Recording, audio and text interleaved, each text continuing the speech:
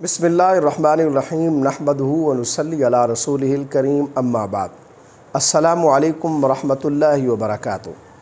آج ہم بات کریں گے خواب میں حجر اسود دیکھنے کی تعبیر کے متعلق۔ حجر اسود جنت کا وہ پتھر ہے جو خانہ کعبہ پر نصب ہے۔ علامہ ابن سیرین رحمۃ اللہ علیہ نے خواب میں حجر اسود دیکھنے کی تقریباً 5 صورتیں بیان کی ہیں۔ ہر صورت کی الگ الگ تعبیر بیان کی ہے، جیسے حجر اسود پر ہاتھ ملنا، حجر اسود کو چومنا، حجر اسود کو اکھیڑنا، حجر اسود کو اس کی جگہ پر رکھنا، آب زمزم پینا۔ اگر کوئی شخص خواب کے اندر دیکھتا ہے کہ وہ حجر اسود پر ہاتھ ملتا ہے تو اس کی تعبیر یہ ہے کہ اہل حجاز سے اس خواب دیکھنے والے کو نفع پہنچے گا۔ اگر کوئی شخص خواب کے اندر دیکھتا ہے کہ وہ حجر اسود کو چومتا ہے اور اس پر اپنے منہ کو ملتا ہے تو صاحب خواب کے دین کی خیر صلاح زیادہ ہوگی اور یہ خواب دیکھنے والا شخص اہل علم سے ملے گا۔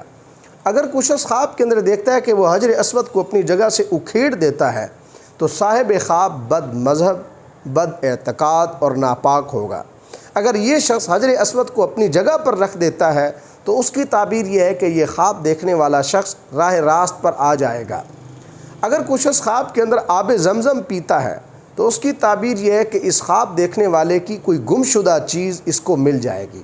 اللہ تبارک و تعالیٰ سے دعا ہے کہ اللہ تبارک و تعالیٰ ہمارے لیے ہمارے خوابوں کو باعث رحمت اور برکت بنائیں۔ السلام علیکم ورحمۃ اللہ وبرکاتہ۔